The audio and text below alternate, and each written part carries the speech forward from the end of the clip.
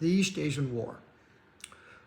Another chapter, another podcast, trying to deepen our understanding. And this one, we're going to focus more on the detail of my theory of Confucian evolution as it applies to cross post-war East Asia, and to take the individual struggles and put some light on them. And this was 2 years later, after the book I've discussed earlier, was this book. And that is our perennial theme here. How, before we go to war, we have to do our homework about what we're doing. As I say, the great irony of being an Asian expert is that every time everybody believes what we say we're wrong, and every time we get it right, no one wants to believe us. And this is the fate. Intellectuals, who would be one? But except it's so interesting and exciting. Okay, before we go to war, the Chinese, Tenmei Hizhou in Japanese, no mandate lasts forever. That's powerful stuff. The Americans, by virtue of the Trump administration, are wondering how long the American Republic would go on, and now we've learned there's an end game, and no one dreamed there would ever be. But in East Asia, with their long history of domestic change, they know nothing lasts forever. So they're mentally prepared for things when they go wrong, or end, or die. Now, probably the most important bit to set the tone, the spirit of this little enterprise, is my quote from Gore Vidal, that tiresome American intellectual. The 4 most beautiful words in the English language.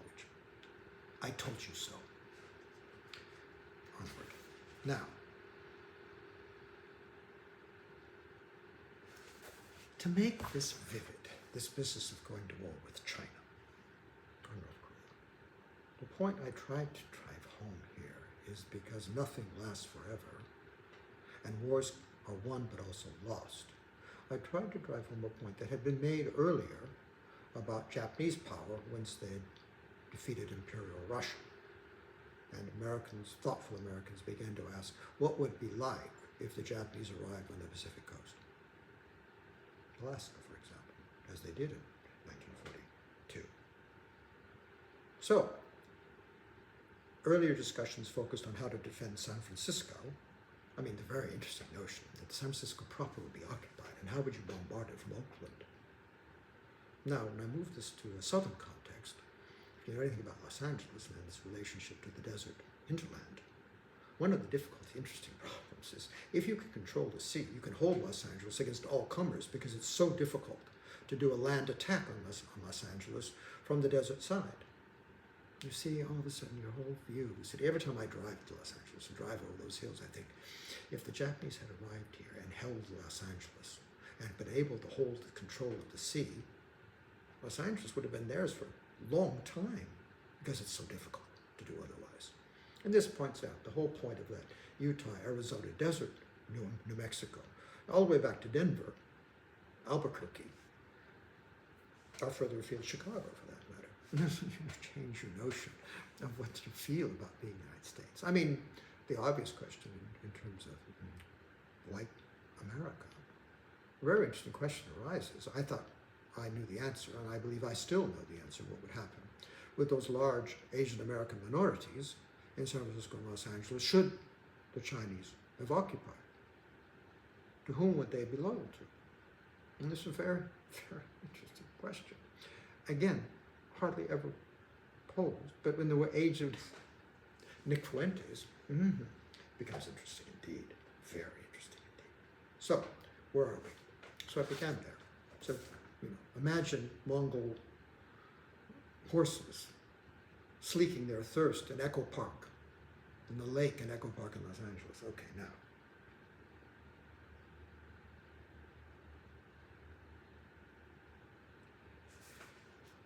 There have been studies, and this has been a recurring theme at Annapolis and West Point, about wargaming a struggle with the Japanese.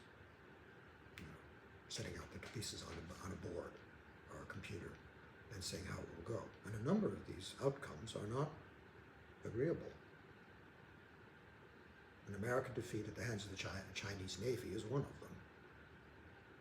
And so with this such wargaming all of a sudden, then the business of taking this thing more seriously becomes more serious. And we have to do it. So when I did it, I did almost in chronological order, and I began with the Pacific War as a template for a war with China. Why we would struggle? Some of the logistical problems are the same. Controlling the Pacific, sailing against the current. It's difficult. One of the reasons the Japanese were more optimistic than they should have been was that the currents are very strong if you're sailing from the west coast of the United States, naval, what have you. It can be done, but it's difficult. And that logistic problem of how to dominate the West Pacific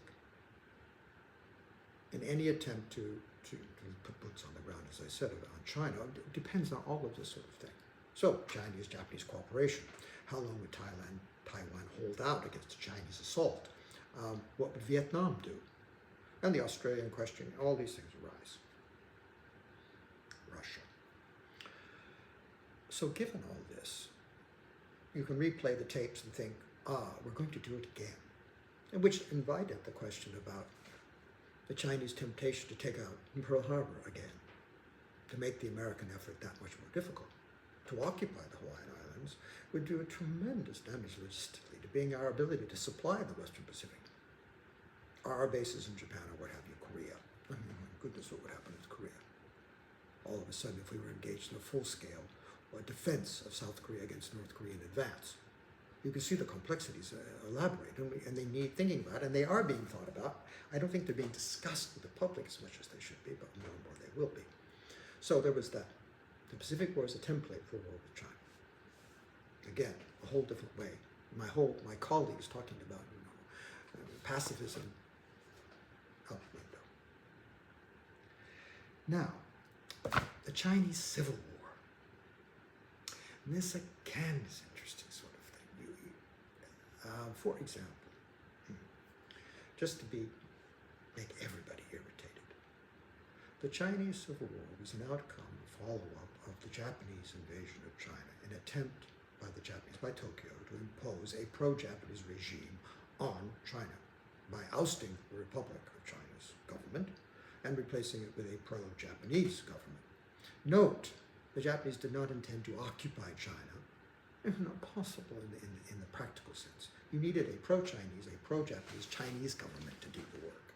And this will always be the case. This is why we go back to the business of using Taiwan, the government of Taiwan, the people of the Republic of China, as our shield, legitimizing shield, should we have to fight on the ground a civil war to bring down the People's Republic, to replace the People's Republic of China. This is, it's interesting, isn't it? So, there we have a whole notion here of what that Chinese Civil War was on, because in a way, that has not been fully resolved in Confucian terms. The People's Republic has not defeated, by elimination, the Republic of China. Now the whole thing becomes a hopeless can of worms if you realize that even if Taiwan was overrun and the Republic of China fled, and there was a government in exile in San Francisco, for example, the deal would still not be over. And it's the Chinese, the Republican resistance, refusal to accept communist rule, is determined but not to play the Confucian game because this game is still in play, that defines the whole of it in ways that has nothing to do with American aspirations or hopes or whatever, and thinking about, we're going to make China more democratic. Yes, right. You see? Welcome to reality. Now, relatedly, the Korean conflict. Another one. What the Koreans wanted was national unity. Now you could say they wanted it on their terms or somebody else's, agreed, but they wanted national unity. And we got in the way. Did anyone realize we got in the way? No, we were going to conquer the North and make them all Democrats. We didn't. And so the country's still divided. And all this time, in their heart of hearts, the Koreans just want their country to be reunited. Korea has an ancient history of national unity, been through bad periods, been divided history, been occupied occupied by the Japanese, invaded by the Japanese, invaded by the Chinese. Still, the center holds, and they want a unified center. That is the only solution that is satisfying the Confucian terms. How many times you've heard that expression in Washington? I would suspect not often. So, then you proceed to what? The Vietnamese War. Did we ever know what we were doing there? Ever. 60,000 plus Americans died. Thousands, hundreds of thousands, perhaps millions of Vietnamese died. And we still don't know. I was in Tokyo the day Saigon fell. One of my colleagues from the Los Angeles Times, I met him by accident. We were looking over, reading the sidebar of Japanese newspapers, discussing the fall.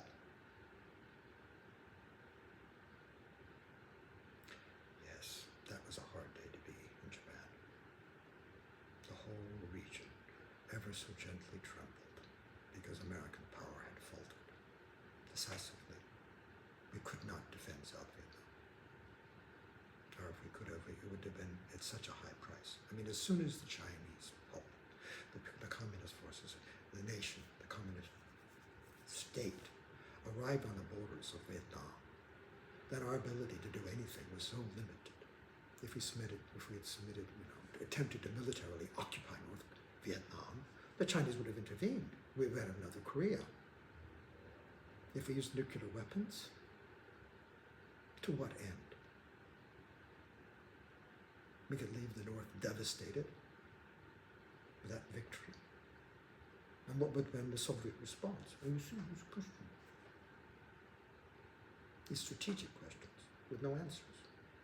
That's Vietnam. Cambodia. There was another story entirely. Cambodia.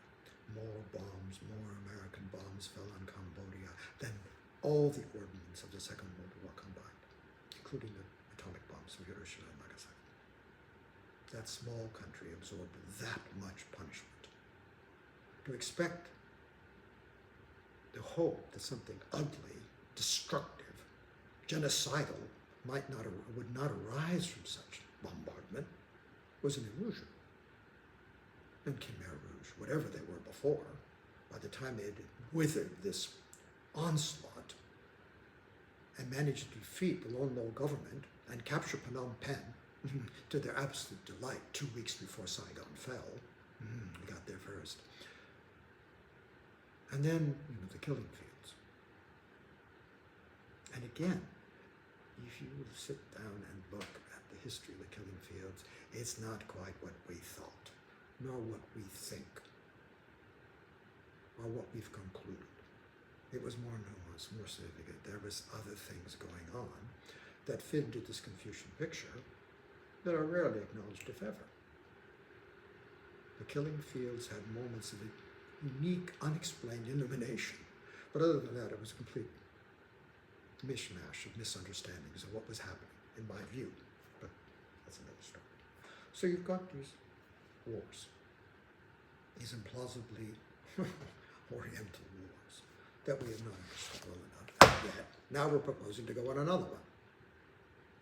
So, before we go to war with China and North Korea, we have to get our intellectual house sorted, and that means Asian studies sorted, politically. But at the same time, more importantly, we have to really understand the Confucian way of war, the East Asian way of war. And it begins, oddly, textually, for many Americans and Brits and Europeans, and there's a French translation as well, of the art of war. And that is a poor beginning, but it is something. It's a way of starting this discussion, because there's so little Confucian flesh in that book to explain how that dynamic works. And then that dynamic evolved very, very quickly over several centuries to the force that founded Imperial China, but not in the method described in The Art of War. There are tactics, absolutely, but the strategy, the point, the war aims, the revolutionary aims are not captured. So there's again a way of saying, yes, we know something, but we don't know enough. And with that in mind, we're ready to contemplate, provided we do our homework, before we go to China, with war with China, North Korea. Maybe this time we'll understand what